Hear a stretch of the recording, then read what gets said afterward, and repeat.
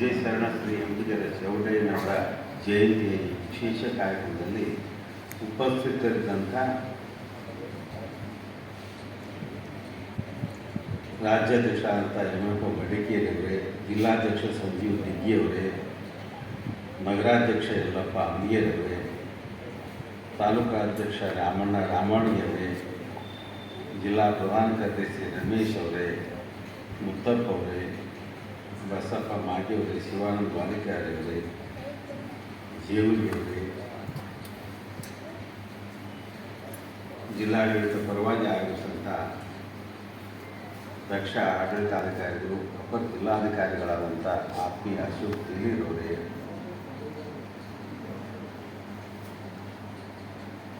ತಹಸೀಲ್ದಾರ್ ಸ್ವಾಮಿಯವರೇ, ಇಲ್ಲಿ ಉಪಸ್ಥಿತ ಎಲ್ಲ ಸಮಾಜದ ಗಣ್ಯಮಾನ್ಯರೇ, ನಗರದ ನಾಗರಿಕರೇ, ಬಂಧುಗಳೇ, ಮಾಧ್ಯಮದ ಮಿತ್ರರೇ, 12ನೇ ಶತಮಾನ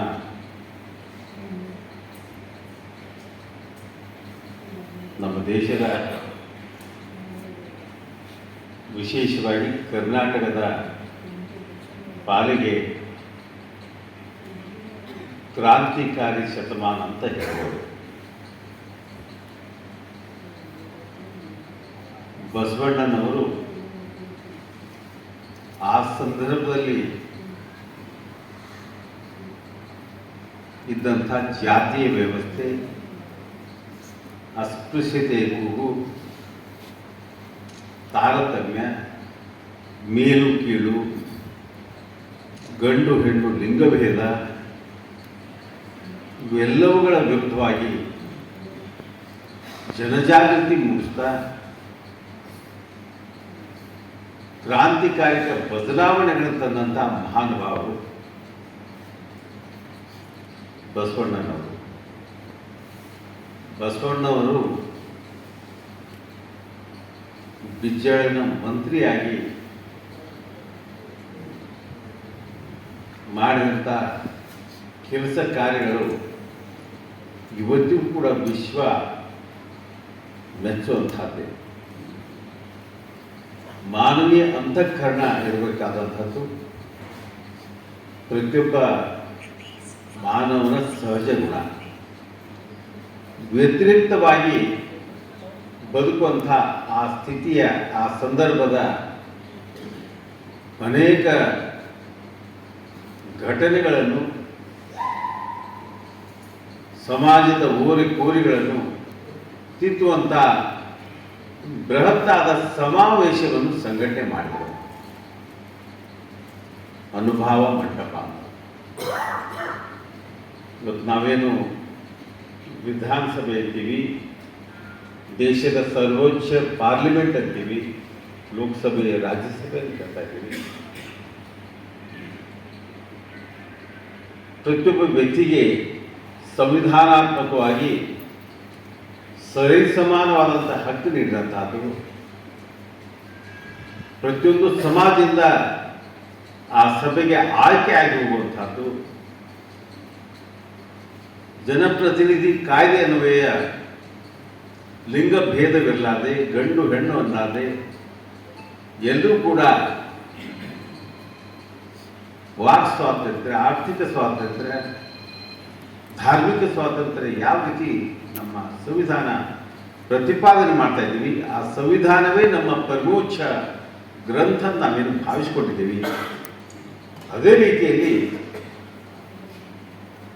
ಒಂದು ಪಾರ್ಲಿಮೆಂಟ್ ಕೂಡ ಸೃಷ್ಟಿಯಾಯಿತು, ಅನುಭವ ಮಂಟಪ ಅಂತ.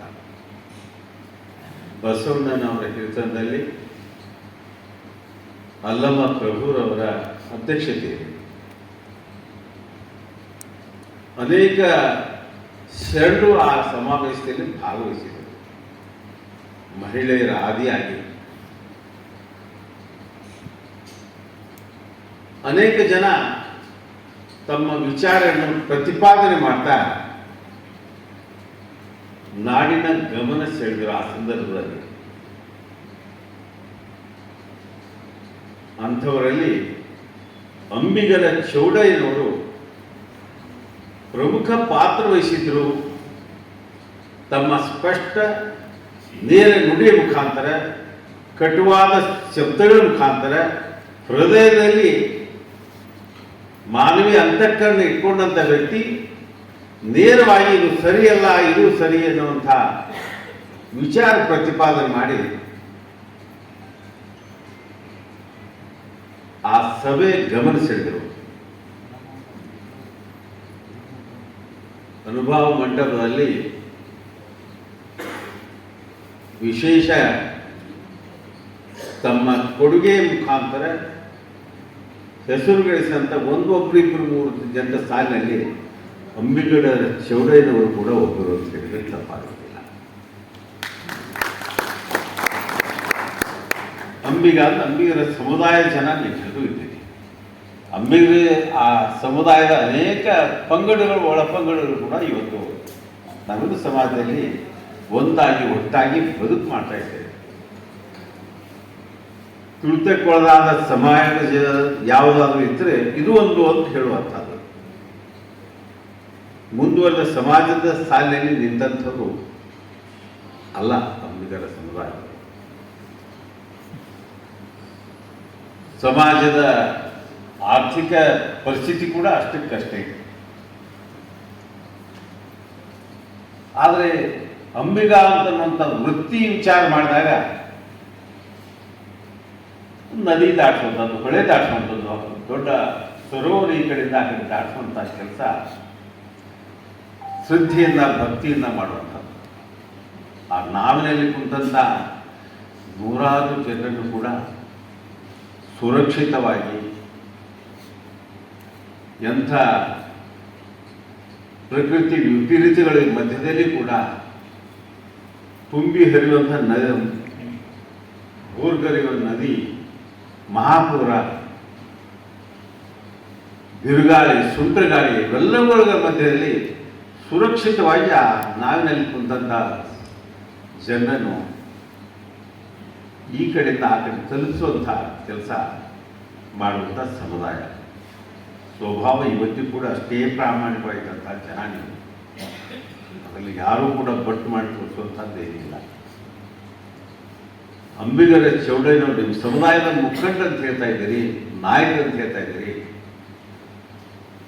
ಅವ್ರು ಇಷ್ಟಕ್ಕೆ ಸೀಮಿತ, ನದಿ ದಾಟಿಸೋದಕ್ಕೆ ಅಷ್ಟಕ್ಕೆ ಸೀಮಿತವಾಗಿ ವಿಚಾರಗಳನ್ನು ಪ್ರತಿಪಾದನೆ ಮಾಡಲಿಲ್ಲ.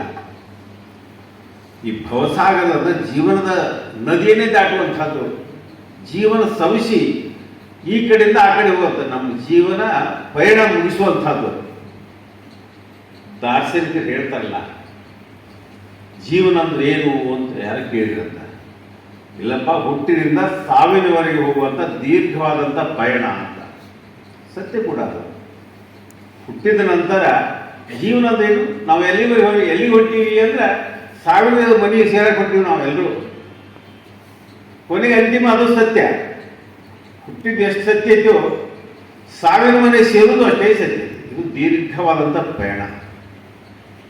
ನದಿ ದಾಟುವಂಥದ್ದು ಅಲ್ಪಕಾಲಿಕ ಪಯಣ. ಜೀವನದ ನದಿ ದಾಟುವಂಥ ಅನೇಕ ಮಹತ್ವದ ವಚನಗಳನ್ನು ಹೇಳಿದಂಥ ಮಹಾನುಭಾವರು ಅಂಬಿಗರ ಚೌಡಯ್ಯನವರು. ಯಾವ ರೀತಿ ಬದುಕಬೇಕು, ಸಮಾಜದ ಇನ್ನುಳಿದ ಸಮಾಜದ ಜೊತೆಗೆ ಮೇಲು ಕೀಳು ಅನ್ನಲಾರದೆ ನಮ್ಮ ಜೀವನ ಪಯಣ ಯಾವ ರೀತಿ ಒಯ್ಯಬೇಕು,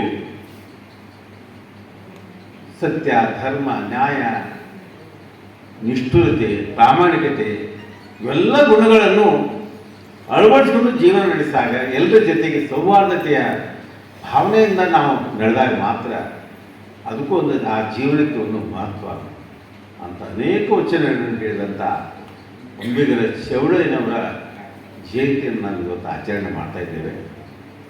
ಬಹಳಷ್ಟು ಜನ ಬರಬೇಕು ಅಂತ ಅಪೇಕ್ಷೆ ಇತ್ತು.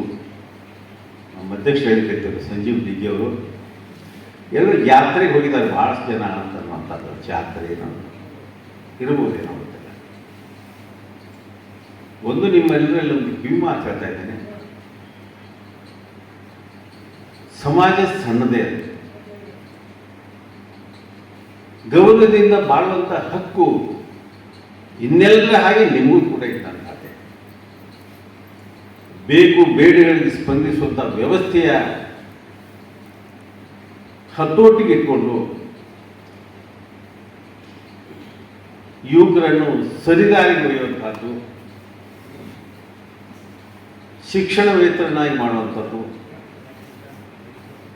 ಶಿಕ್ಷಣ ಇದು ಮೂಲಭೂತ ಹಕ್ಕಿನಲ್ಲಿ ಒಂದಾಗಿ ಇವತ್ತು ನಮ್ಮ ನೆಚ್ಚಿನ ಪ್ರಧಾನಿ ಅದನ್ನು ಕೂಡ ತಂದಿದ್ದಾರೆ. ಸಂವಿಧಾನಾತ್ಮಕವಾಗಿ ಅದು ಸರಿ ಕೂಡ. ಶಿಕ್ಷಣವಂತರಾಗಬೇಕು ನಮ್ಮ ಮುಂದಿನ ಪೀಳಿಗೆ. ಆ ದಿಶೆಯಲ್ಲಿ ನೀವೆಲ್ಲರೂ ಪರಿಶ್ರಮ ಹಾಕಬೇಕು, ಒಳ್ಳೆಯ ಸಂಸ್ಕಾರ ಕೊಡಬೇಕು, ಒಳ್ಳೆಯ ಬದುಕುವ ಕಲೆಯನ್ನು ಅವರು ಕರಗತ ಮಾಡಿಕೊಡುವಂಥ ದಿಶೆಯಲ್ಲಿ ಅವರಿಗೆ ಮಾರ್ಗದರ್ಶನ ಮಾಡುವಂಥ ಜವಾಬ್ದಾರಿ ಎಲ್ಲ ಸಮುದಾಯದ ಹಿರಿಯರಲ್ಲಿ ಇದೆ ಅಂತ ನಾನು ಭಾವಿಸ್ತಾ ಇದ್ದೇನೆ. ಬದಲಾಗ್ತಾ ಇರುವಂಥ ಇವತ್ತಿನ ಜಗತ್ತಿನ ಸನ್ನಿವೇಶಗಳಲ್ಲಿ, ನಾಡು ನಮ್ಮ ಊರಿನ ಸನ್ನಿವೇಶಗಳಲ್ಲಿ ಗೌರವದಿಂದ ಬದುಕುವಂಥ ಕಲೆ, ನಿಷ್ಠೆಯಿಂದ, ಪ್ರಾಮಾಣಿಕತೆಯಿಂದ, ಎಲ್ಲರನ್ನೂ ಪ್ರೀತಿಯಿಂದ ಕಾಣುವಂಥ ಕಲೆ, ಅದಕ್ಕೆ ಸಂಸ್ಕಾರ ಬೇಕು ಕೂಡ. ಆ ಸಂಸ್ಕಾರ ನೀಡುವಂಥ ದಿಶೆಯಲ್ಲಿ ನೀವು ಮುಂದಾಗಬೇಕು. ಎಲ್ಲ ಮಕ್ಕಳಿಗೂ ಒಳ್ಳೆಯ ಶಿಕ್ಷಣ ನೀಡಬೇಕು ಅನ್ನುವಂಥ ಕರೆ ಇದೇ ಸಂದರ್ಭದಲ್ಲಿ ನಿಮ್ಮೆಲ್ಲರಿಗೂ ಕೊಡ್ತಾ, ನಿಮ್ಮ ಜೊತೆಗೆ ಆತ್ಮೀಯವಾಗಿ ಬಹಳ ವರ್ಷದಿಂದ ಬದುಕಿ ನಿಮ್ಮೆಲ್ಲರ ಸ್ನೇಹದಿಂದ ಬೆಳೆದಂಥ ವ್ಯಕ್ತಿ ನಾನು. ನಿಮಗೆ ಈಗಲೂ ಕೂಡ ಭರವಸೆ ಕೊಡ್ತಾ ಇದ್ದೇನೆ. ನಿಮ್ಗೆ ಯಾವುದೇ ರೀತಿಯ ಸುಖ, ದುಃಖ, ಕಷ್ಟ, ಕಾರ್ಪಣ್ಯಗಳಿದ್ದರೂ ಕೂಡ ಒಬ್ಬ ಜನಪ್ರತಿನಿಧಿಯಾಗಿ ನಿಮ್ಮೆಲ್ಲರ ಆಶೀರ್ವಾದದಿಂದ ಆಯ್ಕೆಯಾದಂಥ ವ್ಯಕ್ತಿಯಾಗಿ ನಾನು ಮತ್ತೊಮ್ಮೆ ಪ್ರತಿ ವರ್ಷದ ಈ ವರ್ಷ ಕೂಡ ಕರೆ ಕೊಡ್ತಾ ಇದ್ದೇನೆ. ಅನೇಕ ಸಾರಿ ನೀವು ಬರ್ತಾ ಇದ್ದೀರಿ. ಯಾವುದೇ ಹೆಚ್ಚು ಬೇಚು, ದೂರ ಗುಮ್ಮಾನ ಯಾವ ಇಟ್ಕೊಳ್ಳೋದು ಸರಳತೆಯಿಂದ ಸರಳವಾಗಿ ನಿಮ್ಮ ಜೊತೆ ಬದುಕಿರುವಂಥ ವ್ಯಕ್ತಿ ನಾನು. ನನ್ನ ಕಾರ್ಯಾಲಯ, ಮನೆಯಲ್ಲಿ ನನ್ನಿಂದ ಆದಂಥ ಎಲ್ಲ ಕೆಲಸ ಕಾರ್ಯಗಳನ್ನು ನಿಮ್ಮ ಸಮಾಜದ ಏಳಿಗೆಯಾಗಿ, ವೈಯಕ್ತಿಕ ಸಮಸ್ಯೆ ಇರ್ಬೋದು, ಸಮಾಜದ ಸಮಸ್ಯೆ ಇರ್ಬೋದು, ಶಕ್ತಿ ಮೀರಿ ನಿಮ್ಮ ಪರವಾಗಿ ನಾನು ಕೆಲಸ ಮಾಡ್ತೇನೆ ಅನ್ನುವಂಥ ಭರವಸೆ ಕೂಡ ಕೊಡ್ತಾ, ಆತ್ಮೀಯತೆಯಿಂದ ನನಗೂ ಕೂಡ ಈ ಸಂದರ್ಭದಲ್ಲಿ ಕರೆದು ನಿಮ್ಮನ್ನು ನೋಡ್ತಾ 4 ವಿಚಾರ ಹಂಚಿಕೊಳ್ಳಿಕ್ಕೆ ಅವಕಾಶ ಮಾಡಿಕೊಟ್ಟಂಥ ಕಾರ್ಯಕ್ರಮದ ಸಂಘಟಕರಿಗೆ ಹೃತ್ಪೂರ್ವಕವಾದಂಥ ಧನ್ಯವಾದಗಳನ್ನು ನೀಡಿ ನಾನು ಮಾತು ಮುಗಿಸುತ್ತೇನೆ. ಅಂಬಿಗ ನಾನಿನ್ನ ನಂಬಿದೆ, ಜಗದಂಬಾ ರಮಣ ನಿನ್ನ ನಂಬಿದೆ ಅಂತ ಅಂಬಿಗ ಸಮಾಜದವರನ್ನು ಪರಮಾತ್ಮನಿಗೆ ಹೋಲಿಸಿದ್ದಾರೆ.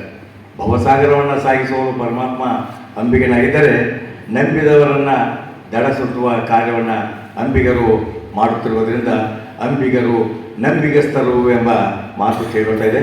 ಅಂತಹ ಇದು ಈಗ ಉದ್ಘಾಟನಾ ಪರ ನುಡಿಗಳನ್ನಾಡಿ ತಮ್ಮ ಅಭಿಪ್ರಾಯಗಳನ್ನು ವ್ಯಕ್ತಪಡಿಸಿದಂಥ ಸನ್ಮಾನ್ಯ ವಿಧಾನ ಪರಿಷತ್ ಸದಸ್ಯರು PH ಪೂಜಾರ್ ಸಾಹೇಬರವರಿಗೆ ಜಿಲ್ಲಾಡಳಿತ, ಜಿಲ್ಲಾ ಪಂಚಾಯತ್ ಕನ್ನಡ ಮತ್ತು ಸಂಸ್ಕೃತಿ ಇಲಾಖೆ ವತಿಯಿಂದ ತುಂಬ ಹೃದಯದ ವಂದನೆ, ಅಭಿನಂದನೆ ಅರ್ಪಿಸುತ್ತಾ, ಇನ್ನು ಮುಂದೆ ಇಂದಿನ ಕಾರ್ಯಕ್ರಮಕ್ಕೆ ವಿಶೇಷ ಉಪನ್ಯಾಸಕರಾಗಿ ಆಗಮಿಸಿದಂಥ ಸನ್ಮಾನ್ಯ ಶ್ರೀ ಸುರ್ಪುರದಿಂದ ಆಗಮಿಸಿದಂಥ ಡಾಕ್ಟರ್ ಮಲ್ಲಿಕಾರ್ಜುನ ಕಮತ್ಗಿ ಅವರು ಉಪನ್ಯಾಸವನ್ನು ಪ್ರಾರಂಭಿಸಬೇಕಂತ ಅವರಲ್ಲಿ ವಿನಯಿಸಿಕೊಟ್ಟಿದ್ದೀನಿ.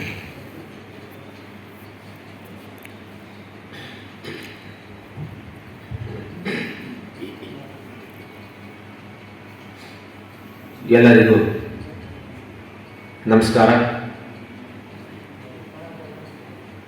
ಜಿಲ್ಲಾ ಪಂಚಾಯತ್ ಹಾಗೂ ಜಿಲ್ಲಾ ಆಡಳಿತ, ಕನ್ನಡ ಮತ್ತು ಸಂಸ್ಕೃತಿ ಇಲಾಖೆ ಬಾಗಲಕೋಟೆ ಇವರ ಸಂಯುಕ್ತ ಆಶ್ರಯದಲ್ಲಿ ಹಮ್ಮಿಕೊಂಡಿರುವ 12ನೆಯ ಶತಮಾನದ ವೀರಶರಣ, ನಿಜ ಶರಣ, ಧಿಟ ಶರಣ,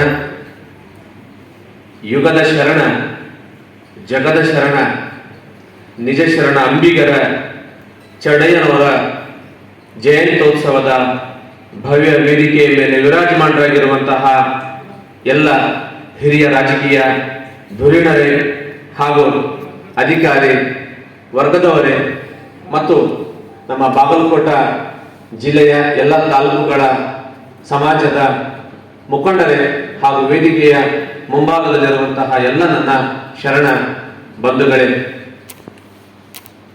12ನೆಯ ಶತಮಾನದಲ್ಲಿ ಬಸವಾದಿ ಪ್ರಮಥರ ಸಾಲಿನಲ್ಲಿ 770 ಅಮರ ಶರಣ ಗಣಗಳ ಪಂಕ್ತಿಯ ಸಾಲಿನಲ್ಲಿ ಮಿಂಚಿ ಮರೆಯಾಗಿರುವಂತಹ ಧ್ರುವತಾರೆ ನಿಜ ಶರಣ ಅಂಬಿಗರ ಚೌಡಯ್ಯನವರು. ಬಹುಶಃ ಈ ಅಂಬಿಗರ ಚೌಡಯ್ಯ ಅನ್ನುವಂತಹ ಹೆಸರಿನಲ್ಲಿಯೇ ಇರುವಂತಹ ಅಂಬಿಗ ಅನ್ನುವಂತಹ ವೃತ್ತಿಯ ಒಬ್ಬ ಸಾಮಾನ್ಯ ವ್ಯಕ್ತಿ ಇವತ್ತು ಮಹಾ ಶರಣನಾಗಿರುವಂಥದ್ದು, ಮಹಾನ್ ವ್ಯಕ್ತಿಯಾಗಿರುವಂಥದ್ದು, ಇಂದಿನ ಸಮಾಜಕ್ಕೆ ಸಾಮಾಜಿಕ ಶಕ್ತಿಯಾಗಿರುವಂತಹ ಒಂದು ರೀತಿ ಬಹಳ ಆಶ್ಚರ್ಯದಾಯಕವಾಗಿರುವಂಥದ್ದು.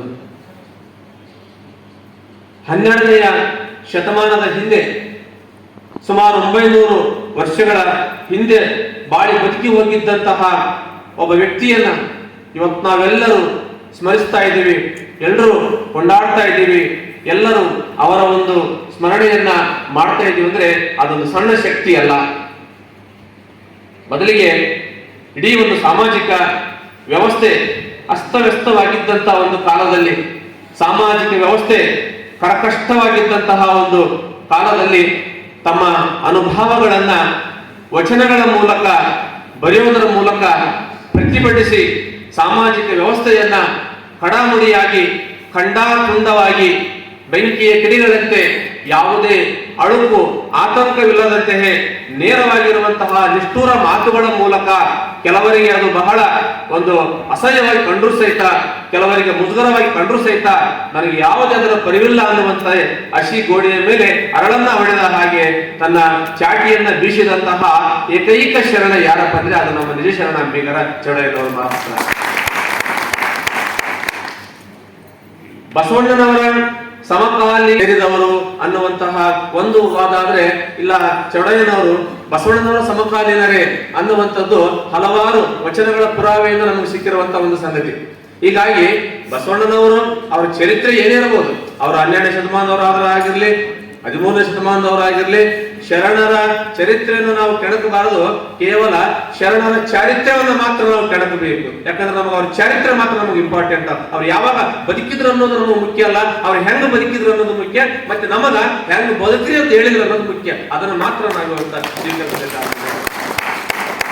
ಸಾಮಾನ್ಯವಾಗಿ ಸಾಹೇಬರು ಹೇಳಿದಂಗೆ 12ನೇ ಶತಮಾನದಲ್ಲಿ ಇದೇ ಧಾರವಾಡ ಜಿಲ್ಲೆಯ ತುಂಗಭದ್ರಾ ನದಿ ದಂಡೆಯ ಶೋಪುರ ಅನ್ನುವಂತಹ ಒಂದು ಸಣ್ಣ ಗ್ರಾಮದಲ್ಲಿ ಜನಿಸಿದಂತಹ ಚೌಡಯ್ಯನವರು ಆಗಿನ ಕಾಲದಲ್ಲಿಯೇ ಉದ್ದಾಲಕ ಗುರುಗಳ ಹತ್ತಿರ 64 ವಿದ್ಯೆಗಳನ್ನ ಇವತ್ತ ಕಲಿತು ಜ್ಞಾನದ ಶಿಖರವೇ ಆಗಿರುವಂತದ್ದು ಸತ್ಯ. ಯಾಕಂದ್ರೆ ಆಗಿನ ಕಾಲದಲ್ಲಿ ವೈದಿಕ ಶಾಹಿಯ ಒಂದು ವ್ಯವಸ್ಥೆಯಲ್ಲಿ ಯಾವ ಶೂದ್ರರಿಗೆ ಇವತ್ತು ವೇದಾಧ್ಯಯನಗಳ ಮಾಡುವಂತ ಅವಕಾಶ ಇರಲಿಲ್ವೋ ಈ ಗುರುಕುಲಗಳಲ್ಲಿ, ಅದಕ್ಕೆ ವ್ಯತಿರಿಕ್ತವಾಗಿ ಉದ್ದಾಲಕ ಗುರುಗಳು ಇವತ್ತು ಚೌಡಯ್ಯನವರಿಗೆ ವೇದಾಧ್ಯಯನಗಳನ್ನ, ಆಗಮಗಳನ್ನ, ಮಹಾಕಾವ್ಯಗಳನ್ನ, ಪುರುಷಾರ್ಥಗಳನ್ನ ಎಲ್ಲವುಗಳನ್ನ ಅಧ್ಯಯನ ಮಾಡಿ 64 ವಿದ್ಯೆಗಳಲ್ಲಿ ಪರಂಗತರನ್ನಾಗಿ ಮಾಡಿದ್ರು. ಆಗ ಉದ್ದಾಲಕ ಗುರುಗಳು ಸಹಿತ ವೈಚಾರಿಕ ದೃಷ್ಟಿಕೋನದಿಂದ ತಳವರ್ಗದ ಒಂದು ಅಂಬಿಗ ಸಮುದಾಯದವರಾಗಿರುವಂತಹ ಚೌಡೇಶನಿಗೆ ಇವತ್ತ ವಿದ್ಯಾದಾನವನ್ನ ಮಾಡಿ ಆತನನ್ನ ಪರಮ ಜ್ಞಾನಿಯನ್ನಾಗಿ ಮಾಡಿದ್ರು. ಈ ಕಡೆ ಕಲ್ಯಾಣದಲ್ಲಿ ಯಾವ ರೀತಿ ಬಸವಣ್ಣನವರ ಕ್ರಾಂತಿ ಎದ್ದಿತ್ತೋ ಅದೇ ತರಹ ಈ ಒಂದು ತುಂಗಭದ್ರಾ ತಟದಲ್ಲೂ ಕೂಡ ಒಂದು ವೈಚಾರಿಕ ಜ್ಯೋತಿ ಅಂಬಿಗರ ಚೌಡಯ್ಯನ ರೂಪದಲ್ಲಿ ನಿಧಾನಕ್ಕೆ ಉರಿಲಿಕ್ಕೆ ಪ್ರಾರಂಭ ಆಗಿತ್ತು. ಅದೇ ಸಮಯದಲ್ಲಿಯೇ ಕಲ್ಯಾಣದಲ್ಲಿ ಅಣ್ಣ ಬಸವಣ್ಣನವರ ನೇತೃತ್ವದಲ್ಲಿ ಈ ವಚನ ಕ್ರಾಂತಿ ನಡೀತಾ ಇದೆ ಅನ್ನುವಂತಹ ಒಂದು ಶುಭ ವಾರ್ತೆ ಚೌಡಯ್ಯನವರ ಕಿವಿಗೆ ಅಪ್ಪಳಿಸಿದ ನಂತರ ಅವರಿಗೆ ಅಲ್ಲಿ ಕಾಲು ನಿಲ್ಲಲಿಲ್ಲ. ಆಗ ತಾನೇ ಸುಲೋಚನೆಯೊಂದಿಗೆ ವಿವಾಹ ಮಾಡಿಕೊಟ್ಟಿದ್ದಂತಹ ಚೌಡಯ್ಯನವರ ತಂದೆ ತಾಯಿಗಳು ವಿರೂಪಾಕ್ಷಪ್ಪನವರು, ಬೇಡ ಮಗನೇ ಬೇಡ, ಹೋಗ್ಬೇಡ, ನಮ್ಮನ್ನು ಈ ಒಂದು ಇಳಿ ವಯಸ್ಸಿನಲ್ಲಿ ಬಿಟ್ಟು ಹೋಗ್ಬೇಡ ಅಂತ ಕೇಳಿದ್ರು ಸಹಿತ ಅವರು ಇಲ್ಲಪ್ಪ, ಇವತ್ತಿಗೆ ನಮ್ಮ ನಿಮ್ಮ ಒಂದು ಋಣ ತೀರಿತು, ನಾವು ಅನುಭವವನ್ನ ಅರಸಿ ಕಲ್ಯಾಣಕ್ಕೆ ಹೋಗಲೇಬೇಕು ಅಂತ ಆಟ ಹಿಡಿದಾಗ ಕೊನೆಗೆ ಉದ್ದಾಲಕ ಗುರುಗಳೇ ಅವರ ತಂದೆ ತಾಯಿಗಳಿಗೆ ಸಮಾಧಾನ ಮಾಡಿ ಇನ್ನಷ್ಟು ಚೌಡಯ್ಯನವರ ಒಂದು ಕೀರ್ತಿ ಪತಾಕೆ ಜಗದಗಲಕ್ಕೆ ಹರಡುತ್ತದೆ. ಆಗ ಬಸವಣ್ಣನವರ ಒಂದು ಅನುಭವದ ಸೊಗಡು ಆ ಚೌಡಯ್ಯನವರ ಮೇಲೆ ಆಗಲಿ, ಚೌಡಯ್ಯನವರ ಅನುಭವ ಬಸವಣ್ಣನವರ ಅನುಭವ ಸಂಗಮವಾದಾಗ ಇಡೀ ಸಮಾಜವೇ ಸುಗಂಧವಾಗಿರುವಂತಹ ಒಂದು ಪರಿಮಳ ಬೀರ್ತದೆ ಅನ್ನುವಂತಹ ಮಾತನ್ನ ಅವರ ತಂದೆಗೆ ಹೇಳಿ ಕಳಿಸಿದಂತೆ ಉದ್ದಾಲಕ ಗುರುಗಳು. ಅಲ್ಲಿಂದ ಪ್ರಾರಂಭವಾಗ್ತದೆ. ಚೌಡಯ್ಯನವರು ಸಪತ್ನಿಕನಾಗಿ ಗಂಡ ಹೆಂಡತಿ ಇಬ್ರು ಆದರ್ಶ ದಂಪತಿಗಳು ಇಬ್ರು ಕೂಡ ಅಲ್ಲಿಂದ ಪ್ರಯಾಣ ಬೆಳೆಸ್ತಾರೆ. ನಡೀತಾ ನಡೀತಾ ನಡೀತಾ ನಡೀತಾ ಕಲ್ಯಾಣವನ್ನ ತಲುಪ್ತಾರೆ. ಕಲ್ಯಾಣದಲ್ಲಿ ಅನುಭವ ಮಂಟಪವನ್ನ ತಲುಪಿದಾಗ ಎಲ್ಲಾ ಶರಣರನ್ನ, ಎಲ್ಲಾ ವ್ಯಕ್ತಿಗಳನ್ನ ಅನುಭವ ಮಂಟಪದಲ್ಲಿ ಬೇಕಾಬಿಟ್ಟಿಯಾಗಿ ಬಂದವ್ರನ್ನೆಲ್ಲ ಸೇರಿಸಿಕೊಳ್ಳುವಂತ ವ್ಯವಸ್ಥೆ ಇರಲಿಲ್ಲವಂತೆ ಇಲ್ಲಿ. ಆಗ ಯಾರೇ ಬರಲಿ ಶರಣರು ಅವರ ಪಾಂಡಿತ್ಯವನ್ನ, ಅವರ ಜ್ಞಾನವನ್ನ, ಅವರ ಅನುಭವವನ್ನ ಪರೀಕ್ಷೆ ಮಾಡಿದ ನಂತರ ಅವರನ್ನ ಅನುಭವ ಮಂಟಪದ ಒಳಗಡೆ ಬಿಡುವಂತ ಒಂದು ವ್ಯವಸ್ಥೆ ಇತ್ತಂತೆ. ಈಗ ನಾವೀಗ ಬಂಗಾರದ ಅಂಗಡಿಗೆ ಹೋಗಿ ಯಾವ್ದಾದ್ರು ಒಂದು ಬಂಗಾರವನ್ನ ಮಾರಬೇಕಾದ್ರೆ ಆ ಬಂಗಾರವನ್ನು ಕೊಟ್ಟ ತಕ್ಷಣನೇ ಆ ಬಂಗಾರದ ಅಂಗಡಿ ಅದನ್ನು ಖರೀದಿ ಮಾಡೋದಿಲ್ಲ. ಅದು ಒರಿಜಿನಲ್ ಪ್ಯೂರ್ ಗೋಲ್ಡ್ ಆದ ಇಲ್ಲ, ಅದು ಬಂಗಾರ ಹೌದಲ್ಲ ಅಂತ ಪರೀಕ್ಷೆ ಮಾಡಬೇಕಾದ್ರೆ ಅದನ್ನ ಓರೆಗಲ್ಲಿಗೆ ತಿಕ್ಕಿ ನೋಡ್ತಾರೆ. ತಿಕ್ಕಿ ನೋಡಿ ಅದು ಪಳ ಹೊಳೆದಾಗ ಓ ಇದು ಒರಿಜಿನಲ್ ಬಂಗಾರ ಅನ್ನೋ ಖಾತ್ರಿ ಮಾಡ್ಕೊಂಡ್ಮೇಲೆ ಅದನ್ನ ಖರೀದಿ ಮಾಡ್ತಾರೆ. ಅದರಂಗ ಬಂದಂತಹ ಚೌಡಯ್ಯ ಶರಣರನ್ನ ಪರೀಕ್ಷೆ ಮಾಡ್ತಾರೆ. ದ್ವಾರಪಾಲಕರಾಗಿರುವಂತಹ ಕಿನ್ನರಿಯ ಬೊಮ್ಮಯ್ಯ ಅನುಭವ ಮಂಟಪದ ದ್ವಾರಪಾಲಕರು. ಈ ಅನುಭವ ಮಂಟಪದ ದ್ವಾರಪಾಲಕರಾಗಿರುವಂತಹ ಕಿನ್ನರಿ ಬೊಮ್ಮಯ್ಯನವರು ಕಿನ್ನರಿಯನ್ನ ಊದುವ ಮೂಲಕ ಸಭೆಗೆ ತಿಳಿಸಿರಂತೆ. ಯಾರೋ ಚೌಡಯ್ಯ ಶರಣರಂತೆ ದೂರದ ತುಂಗಭದ್ರಾ ನದಿಯ ದಡದಿಂದ ತಮ್ಮ ಅನುಭವದಲ್ಲಿ ಮಿಂದೇಳಲಿಕ್ಕೆ ಸಪತ್ನಿಕರಾಗಿ ಆಗಮಿಸಿದರೆ ಅನುಭವ ಮಂಟಪಕ್ಕಂದಾಗ ಆ ಕಡೆ ಶೂನ್ಯ ಪೀಠಾಧಿಪತಿಗಳಾಗಿದ್ದಂತಹ ಅಲ್ಲಮ ಪ್ರಭುಗಳು, ಆ ಕಡೆ ಅಕ್ಕಮಾದೇವಿ, ಬಸವಣ್ಣ, ಚನ್ನಬಸವಣ್ಣ ಎಲ್ಲ ಮಹಾನ್ ಶರಣರೆಲ್ಲ ಕುಂತಹ ದಿವ್ಯ ಸಭೆಗೆ ಆಗಮಿಸಬೇಕಾದ್ರೆ ಆಗ ಒಳಗಡೆ ಬರ್ತಾರೆ ಗುರುಲಿಂಗ ಜಂಗಮ ಕಾದಾರ ಬಸವಣ್ಣ, ಪ್ರಸಾದ ಪಾದೋದ ಕಾದಾರ ಬಸವಣ್ಣ, ಸರ್ವ ಆಪತ್ತಿಗೆ ಆಧಾರ ಬಸವಣ್ಣ ಅಂತ ಬಸವಣ್ಣನ ಪಾದಕ್ಕೆ ನಮೋ ನಮಃ ಎಂದ ಅಂಬಿಗರ ಚೌಡಯ್ಯ ಅನ್ನುವಂತಹ ವಚನವನ್ನ ಹೇಳೋದ್ರ ಮೂಲಕನೇ ಅವರ ಅನುಭವ ಮಂಟಪವನ್ನ ಇವತ್ತ ಒಳಗಡೆ ಪ್ರವೇಶ ಮಾಡಿದ್ರಂತೆ. ಆಗ ಬಸವಣ್ಣನವರಿಗೆ ಆಶ್ಚರ್ಯ ಆಗ್ತದೆ. ಅಪರಿಚಿತರಾಗಿದ್ದಂತ ಯಾರೋ ಒಬ್ಬ ಶರಣರು ಬಂದು ಇವತ್ತು ಬಸವಣ್ಣನವರ ನನ್ನ ಪೂರ್ವಾಶ್ರಮದ ಬಗ್ಗೆ ತಿಳ್ಕೊಂಡಿದ್ದಾರಲ್ಲ ಅನ್ನುವಂತಹ ಒಂದು ಆಶ್ಚರ್ಯ ವ್ಯಕ್ತಪಡಿಸ್ತಾರೆ. ಆಗ ಬಸವಣ್ಣನವರು ಎರಡು ಕೈ ಮುಗಿದು ಹೇಳಿದ್ರಂತೆ ಶರಣರಿಗೆ, ನಮಸ್ಕಾರ ಶರಣರೇ, ತಮ್ಮ ಪರಿಚಯ ನಮಗಿಲ್ಲ, ನಾವು ಇವತ್ತೇ ತಮ್ಮನ್ನು ನೋಡ್ತಾ ಇರೋದು, ಆದ್ರೂ ಕೂಡ ನಮ್ಮ ಎಲ್ಲ ಪೂರ್ವಾಶ್ರಮದ ಬಗ್ಗೆ ತಿಳ್ಕೊಂಡಿದ್ರಲ್ಲ, ನಿಮ್ಮ ದಿವ್ಯ ಜ್ಞಾನಕ್ಕೆ ನನ್ನ ಅನಂತ ನಮಸ್ಕಾರಗಳು ಅಂತ ಹೇಳಿದ್ರ. ಅಣ್ಣ, ನಿಮ್ಮ ಎಲ್ಲ ಮಾಹಿತಿ ನಮಗೆ ಗೊತ್ತಾಗಿದೆ, ನಿಮ್ಮ ಎಲ್ಲ ಕ್ರಾಂತಿ, ಒಂದು ಸಾಮಾಜಿಕ ಕ್ರಾಂತಿಯ ವಿಷಯ ನಮ್ಮ ಕಿವಿಗೆ ಅಪ್ಪಳಿಸಿದ ತಕ್ಷಣನೇ ನಾನು ತುಂಗಭದ್ರಾ ನದಿಯಿಂದ ತಮ್ಮ ಅನುಭವದಲ್ಲಿ ಸಂಗಮವಾಗಲಿಕ್ಕೆ ನಾನು ಹಪಾಯಪಿಸಿ ಬಂದಿದ್ದೇನೆ, ನನ್ನನ್ನು ದಯಮಾಡಿ ಈ ಅನುಭವ ಮಂಟಪದಲ್ಲಿ ನನ್ನನ್ನು ಸ್ವೀಕಾರ ಮಾಡ್ರಿ ಅಂತ ಕೇಳಿದ್ರಂತ ಚೌಡಯ್ಯನವರು. ಆಗ ಅಲ್ಲೊಂದು ನಿಯಮ, ಯಾರೇ ಬಂದರೂ ಕೂಡ ಪರೀಕ್ಷೆ ಮಾಡಿ ಅವರನ್ನ ಒಳಗಡೆ ಕರೆದುಕೊಳ್ಳುವಂತ ನಿಯಮ. ಆದ್ರೆ ಬಸವಣ್ಣನವರು ಅಂದ್ರಂತೆ ತಮ್ಮ ಪೂರ್ವಾಶ್ರಮದ ಬಗ್ಗೆ ಒಂದಿಷ್ಟು ಸಭೆಗೆ ಮಾಹಿತಿಯನ್ನು ಕೊಡ್ರಿ, ನೀವು ಯಾರು, ನಿಮ್ಮ ಪರಿಚಯವನ್ನ ಮಾಡಿಕೊಡ್ರಂದಾಗ ನನ್ನ ಹೆಸರು ಚೌಡಯ್ಯ, ನಂದು ಚೌಡಯ್ಯ ದಾನಪುರ, ನಾನು ಅಂಬಿಗೆ ನಡೆಸುವಂತಹ ಕಾಯಕದಲ್ಲಿ ಕೆಲಸ ಮಾಡ್ತಾ ಇದ್ದೆ, ಉದ್ದಾಲಕ ಮಹಾತ್ಮರ ಗುರುಗಳಿಂದ ನಾನು ಅಲ್ಪ ಸ್ವಲ್ಪ ವಿದ್ಯೆಯನ್ನ ಕಲ್ತಿರುವಂತವನು, ವೈಚಾರಿಕವಾಗಿರುವಂತಹ ಮನೋಭಾವ ಉಳ್ಳಂತಹ ವ್ಯಕ್ತಿ, ಸಮಾಜದಲ್ಲಿರುವಂತಹ ಕಂದಾಚಾರ ಮೌಢ್ಯಗಳನ್ನ ವಿರೋಧ ಮಾಡುವಂತ ವ್ಯಕ್ತಿ. ಹೀಗಾಗಿ ನಿಮ್ಮ ನೇತೃತ್ವದಲ್ಲಿ ಈ ಕಲ್ಯಾಣದಲ್ಲಿ ಇಂಥ ಒಂದು ಕ್ರಾಂತಿ ನಡೆದಿದೆ ಅನ್ನುವಂತಹ ಸುದ್ದಿ ನಮ್ಗೆ ತಿಳಿದ ತಕ್ಷಣನೇ ನಾನು, ನನ್ನ ಧರ್ಮಪತ್ನಿಯಾಗಿರುವಂತಹ ಸುಲೋಚನೆ ಇಬ್ರು ಕೂಡ ಬಂದಿದ್ದೀವಿ, ತಮ್ಮ ಒಂದು ಅನುಮತಿಗಾಗಿ ನಮ್ಮನ್ನ ಈ ಅನುಭವ ಮಂಟಪದಲ್ಲಿ ನಮ್ಮನ್ನು ಒಪ್ಪಿಸ್ಕೊಳ್ರಿ ಅಂತ ಕೇಳಿದ್ರಂತೆ. ಆಗ ಬಸವಣ್ಣನವರು ಹೇಳಿದ್ರಂತೆ, ನೀನು ಹೇಳಿ ಕೇಳಿ ಅಂಬಿಗ ಜಾತಿಯವರು, ನಿಮ್ಮ ಕಾಯಕ ದೋಣಿ ನಡೆಸುವಂತದ್ದು, ಆದ್ರೆ ಅನುಭವ ಮಂಟಪದಲ್ಲಿ ನೀವು ಸದಸ್ಯತ್ವ ಪಡಿಬೇಕಾದ್ರೆ ನಮ್ದೊಂದು ನಿಯಮ ಇದೆ, ಎಲ್ಲರೂ ಕಡ್ಡಾಯವಾಗಿ ಒಂದು ಕಾಯಕ ಮಾಡಲೇಬೇಕು, ಕಾಯಕ ಮತ್ತೆ ದಾಸೋಹ ಮಾಡುವಂತ ಶರಣರಿಗೆ ಮಾತ್ರ ಇಲ್ಲಿ ಅವಕಾಶ. ಆದ್ರೆ ಈ ಕಲ್ಯಾಣದಲ್ಲಿ ಯಾವುದೇ ನದಿಗಳಿಲ್ಲ, ಆದ್ರೆ ನಿಮಗೆ ಅಂಬಿಗ ಜಾತಿಯವರು ಇಲ್ಲಿ ಯಾವ ನದಿಗಳು ಇಲ್ಲದೆ ಇದ್ದಂತ ಸಂದರ್ಭದಲ್ಲಿ ನೀವು ಏನು ಉದ್ಯೋಗವನ್ನ ಮಾಡಿ ಇಲ್ಲಿ ಬದುಕ್ತೀರಿ ಅಂತ ಕೇಳಿದಾಗ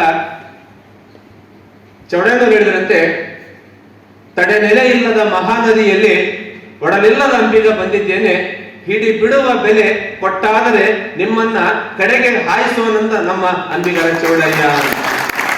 ಅವಾಗ ನಮ್ಮ ಸಾಹೇಬರು ಹೇಳಿದಂಗೆ ನಾನು ಅಲ್ಲಿ ನದಿ ದಾಟಿಸ್ತಾ ಇದ್ದೆ, ತುಂಗಭದ್ರಾ ನದಿಯಲ್ಲಿ ನದಿ ದಾಟಿಸ್ತಾ ಇದೆ, ಪ್ರಯಾಣಿಕರನ್ನು ದಾಟಿಸ್ತಾ ಇದೆ. ಆದ್ರೆ ಈಗ ನದಿ ದಾಟಿಸುವಂತ ಕೆಲಸವನ್ನ ನಾನಿಲ್ಲಿ ಮಾಡೋದಿಲ್ಲ, ಬದಲಿಗೆ ಭವಸಾಗರವನ್ನ ದಾಟಿಸುವಂತ ಕೆಲಸವನ್ನ ಮಾಡ್ತೀನಿ. ಅದಕ್ಕೆ ನೀವು ಕೊಡಬೇಕಾಗಿರುವಂತ ಕೊಡಬೇಕಾಗಿರುವಂತ ದುಡ್ಡು ಹಣ ಅಲ್ಲ, ಹಿಡಿ ಬಿಡುವ ಮನಸ್ಸು ಅಂದ್ರೆ ಒಂದು ಇಡಿಯಷ್ಟು ನಿಮ್ಮ ಮನಸ್ಸನ್ನ ನನಗೆ ದರದ ರೂಪದಲ್ಲಿ ಕೊಟ್ರೆ ನಿಮ್ಮನ್ನ ಮುಕ್ತಿಯ ಮಾರ್ಗದೆಡೆಗೆ ಸಾಗಿಸುವಂತಹ ಭವಸಾಗರವನ್ನ ದಾಟಿಸುವಂತಹ ನಿಜಾಂಬಿಗನಾಗಿ ನಾನು ಕಲ್ಯಾಣದಲ್ಲಿ ಇರ್ತೀನಿ ಅನ್ನುವಂತ ವಚನವನ್ನ ಬಸವಣ್ಣನವರಿಗೆ ಕೊಡ್ತಾರೆ ಚೌಡಯ್ಯನವರು. ಇದರಿಂದ ಗಾಬರಿ ಆಗ್ತಾರೆ ಬಸವಣ್ಣನವರು. ಯಪ್ಪ, ಎಂತ ಅನುಭವ, ಎಂಥ ಜ್ಞಾನ, ಭವಸಾಗರವನ್ನು ದಾಟಿಸುವಂತ ಅಂಬಿಗ. ನಿಜಕ್ಕೂ ಆಶ್ಚರ್ಯ ಆಗ್ತದೆ. ಎತ್ತರದ ಸ್ಥಾನದಲ್ಲಿ ಕುಳಿತಿರ್ತಾರೆ ಅಲ್ಲಮ ಪ್ರಭುಗಳು. ಯಾಕಂದ್ರೆ ಅಲ್ಲಮರಿಗೆ ಮಾಯೆ ಮದ್ದಳೆಯಾಗಿ ಕಾಡಿರ್ತದೆ. ಮದ್ದಳೆಯಾಗಿ ಕಾಡಿದಂತಹ ಮಾಯೆ ಅಲ್ಲಮರನ್ನ ಕಾಡಿರ್ತದೆ. ಅದಕ್ಕಾಗಿಯೇ ಅಲ್ಲಮರು ಕೇಳಿದಂತೆ ಚೌಡಯ್ಯನವರಿಗೆ, ಯಾಕಂದ್ರೆ ವ್ಯಕ್ತಿತ್ವದ ಪರೀಕ್ಷೆ, ಪ್ರಶ್ನೆಗಳ ಮೇಲೆ ಪ್ರಶ್ನೆಗಳ ಬಾಣಗಳ ಸುರಿಮಳೆ ಆಗ್ತದೆ ಚೌಡಯ್ಯನವರ ಮೇಲೆ. ಎಲ್ಲ ಪ್ರಶ್ನೆಗಳಿಗೂ ಕೂಡ ಸಮರ್ಪಕವಾಗಿರುವಂತಹ ಉತ್ತರವನ್ನ ಕೊಡ್ತಾ ಕೊಡ್ತಾ ಕೊಡ್ತಾ ಹೋಗ್ತಿರ್ತಾರೆ ಚೌಡಯ್ಯನವರ ಅನುಭವ ಮಂಟಪದಲ್ಲಿ ಜ್ಞಾನಿಗಳಿಗೆ. ಅಲ್ಲಮರು ಕೇಳಿದಂತೆ ಮಾಯೆಯ ಬಗ್ಗೆ ನಿಮ್ಮ ಅಭಿಪ್ರಾಯ ಏನು ಶರಣರೇ ಅಂತ ಕೇಳಿದ್ರೆ, ಮಾಯೆ ಎಂಬುದು ಮನದಲ್ಲಿ ಅಡಗಿತು, ಹುಚ್ಚು ಭಾವನೆ ಹೆಚ್ಚಿಸಿತು, ದೇವ ಭಾವನೆ ಅಳಿಸಿತು, ದೇಹ ಭಾವ ಬೆಳೆಸಿತು, 6 ಬಿಟ್ಟು 3 ಏರಿ ಶಿವನ ಟಾವ ಸೇರಿದರೆ ಮಾಯೆ ನಿರ್ಮಾಯ ನೋಡ ಅಂಬಿಗರ ಚೌಡಯ್ಯ ಅಂತ ಹೇಳಿದಂತೆ. ಅಂದ್ರೆ ಈ ಮಾಯೆ ಅನ್ನೋದು ಒಂದು ಆಸೆ. ಆ ಆಸೆ ಯಾವಾಗ ಮಾಯೆ ಅನ್ನೋದು ನಮ್ಮ ಮನಸ್ಸಿನಲ್ಲಿ ಹೋಗ್ತದೋ ಹೋದ ತಕ್ಷಣನೇ ನಮ್ಮ ದೇಹದಲ್ಲಿ ಆಶಯ ಭಾವವನ್ನ ಹೆಚ್ಚಿಸ್ತದೆ. ಯಾಕಂದ್ರೆ ಶರಣರಿಗೆ ಮಾಯೆ ಇರಬಾರ್ದು. ಎಲ್ಲಾ ಶರಣರು ನಿರ್ಮಾಯ ವ್ಯಕ್ತಿಗಳು. ಯಾಕಂದ್ರೆ ಎಲ್ಲವನ್ನ ತೊರೆದೆ ಅವರು ಶರಣರಾಗಿ ಜೀವನವನ್ನ ತ್ಯಾಗ ಮಾಡಿ ಬಂದಿರ್ತಾರೆ. ಅಂತಹ ಮಾಯೆಯನ್ನ ಬಿಟ್ಟೆ ಶರಣರಾದವರಿಗೆ ಮತ್ತೆ ಒಳ್ಳೆ ಮಾಯೆ ಅನ್ನೋದು ಮನಸ್ಸಿನಲ್ಲಿ ಅಡಗಿದ್ರೆ ಆಗ ಮಾಯೆ ಏನ್ ಮಾಡ್ತದೆ, ಆಸೆಯ ಭಾವವನ್ನ ಹೆಚ್ಚಿಸ್ತದೆ, ಆಸೆ ಹೆಚ್ಚಾಗ್ತದೆ, ದೇವ ಭಾವ ಅಳಿತದೆ, ದೇವರನ್ನುವಂತಹ ಭಾವ ಅಳದೋಗ್ತದೆ, ದೇಹ ಭಾವ ಬೆಳೀತದೆ. ಈ ದೇಹ ಸೌಂದರ್ಯ, ನಾನು ದೇಹ ಮುಖ ಸೌಂದರ್ಯ, ದೇಹ ಭಾವ ಅಳಿತದೆ. ಯಾಕಂದ್ರೆ ದೇಹ ಒಂದಲ್ಲ ಒಂದು ದಿನ ಮಣ್ಣಲ್ಲಿ ಮಣ್ಣಾಗಿ ಹೋಗುವಂತದ್ದು, ಕೊಳತು ನಾರುವಂಥದ್ದು, ಗೊಬ್ಬರಾಗುವಂಥದ್ದು, ಕ್ರಿಮಿಕೀಟಗಳಿಗೆ ಆಹಾರವಾಗುವಂತ ದೇಹ ಇದು ನಶ್ವರ. ಇಂತಹ ದೇವ ಭಾವ ಇದ್ದವನು ಶರಣ ಆಗ್ಲಿಕ್ಕೆ ಸಾಧ್ಯ ಅಲ್ಲ.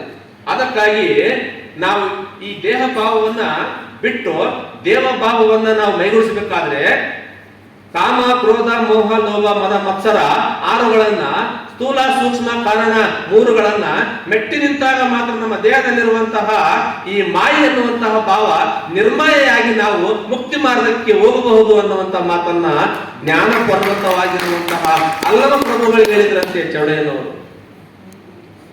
ಅಲ್ಲೇ ಪಕ್ಕದಲ್ಲಿ ಅಕ್ಕ ಮಹಾದೇವಿಯವರು ಕುಂತಿದ್ರಂತೆ.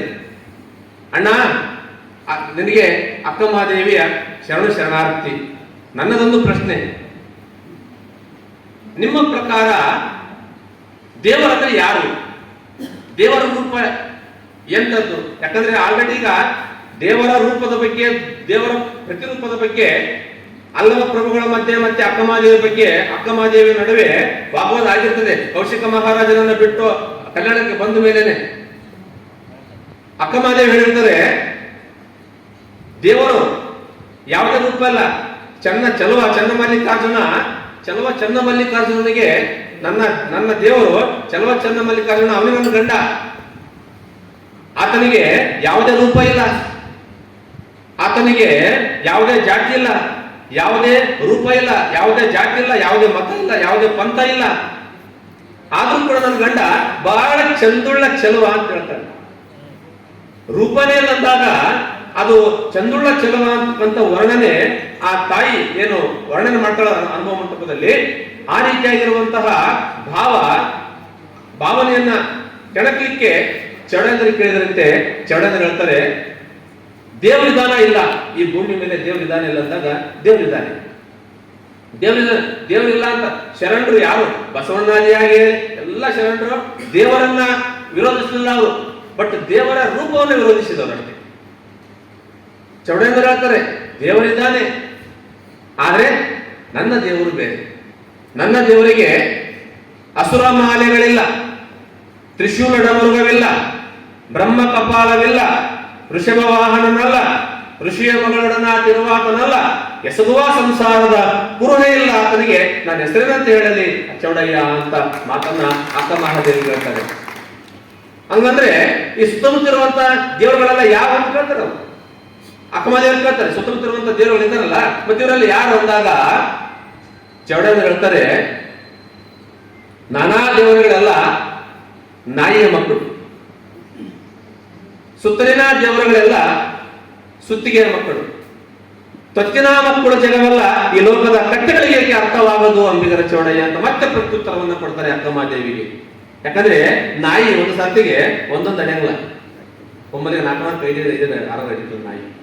ಅದ್ರಂಗ ಸುತ್ತಮುತ್ತ ಅಲ್ಲಿ ದೇವರುಗಳು ಹುಟ್ಟ್ಯಾವಲ್ಲ, ಇವೆಲ್ಲ ನಾಯಿ ಮಕ್ಕಳಿವೆ. ಸುತ್ತಲಿನ ದೇವರುಗಳೆಲ್ಲ ಸುತ್ತಿಗೆಯ ಮಕ್ಕಳು. ಇದನ್ನ ಒಬ್ಬ ಶಿಲ್ಪಿ ಕಲ್ಲನ್ನ ಕೆತ್ತಿ, ಶಿಲ್ಪಿ ಉಳಿಯಿಂದ ಕೆತ್ತಿ ಕೆತ್ತಿ ಕೆತ್ತಿ ಕೆತ್ತಿ ಕೆತ್ತಿ ಅದನ್ನ ಮೂರ್ತಿ ಮಾಡ್ಯಾನ. ಇದು ಸುತ್ತಿಗೆಯ ಮಕ್ಕಳು ದೇವರೆಲ್ಲ.